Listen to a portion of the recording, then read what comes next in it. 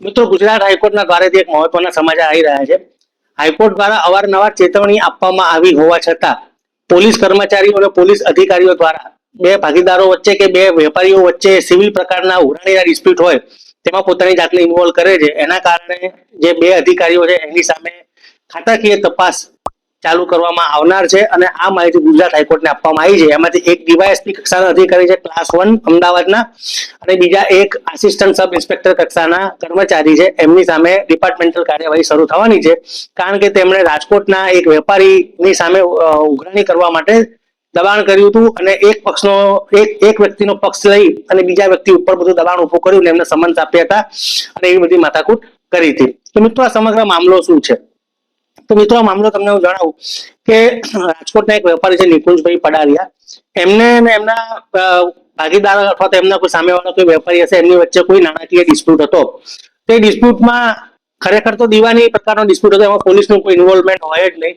તેમ છતાંય જે સામેવાળા વેપારી છે કે જેના પૈસા બાકી હતા અથવા તો જે પણ સિવિલ પ્રકારનો જે પણ ડિસ્પ્યુટ હતો એના કારણે એમણે જેતપુર પોલીસ અને અમદાવાદ જિલ્લાનું ચાંગોદર પોલીસ સ્ટેશન એમનો સહારો લીધો અને એ ચાંગોદર પોલીસમાં જે નિકુંજભાઈ પડારિયા છે એમની વિરુદ્ધમાં અરજીઓ કરી. આ અરજીઓ કરી એના કારણે ચાંગોદર પોલીસના એએસઆઈ ને બધા છે એ લોકોએ આ જે નિકુંજભાઈ છે એમને સમન્સ આપ્યા અને એમને સમાધાન કરી લેવાની ધમકીઓ આપતા તેવું કથિત રીતે એમણે કીધેલું છે. અને આવી રીતનું બહુ દબાણ આવતા અંતે તેમણે ગુજરાત હાઈકોર્ટમાં પિટિશન કરી હતી અને નામદાર હાઈકોર્ટના જજ શ્રી સંદીપ ભટ્ટ સાહેબ, જસ્ટિસ સંદીપ ભટ્ટ સાહેબની કોર્ટમાં આ મામલો ચાલ્યો હતો.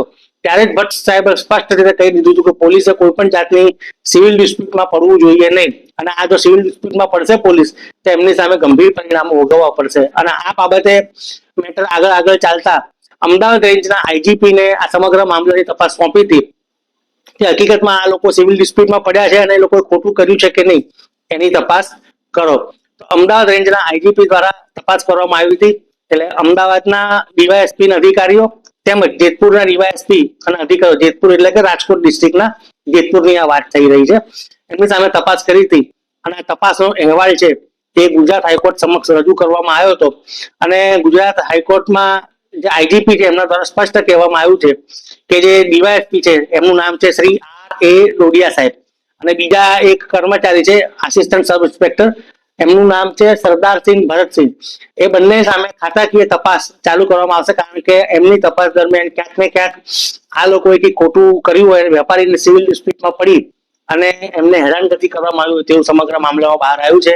અને જેતપુરના જે ડીવાયએસપી છે એમને આ કેસમાંથી કહેવાય ને કે બાકાત રાખવામાં આવે છે. એમના માટે જે આઈજીપી નો અહેવાલ છે એમણે એવું કીધું હતું કે એમનું કોઈ આમાં બેદરકારી કે નિષ્ફળતા દેખાતી નથી, કારણ કે એક સુપરવાઇઝરી ઓફિસર તરીકે એમણે આ જે વેપારી છે નિકુંજભાઈ પડારિયા એમને બોલાયેલા હતા, એટલે એમની સામે કોઈ કરવામાં આવ્યું નથી.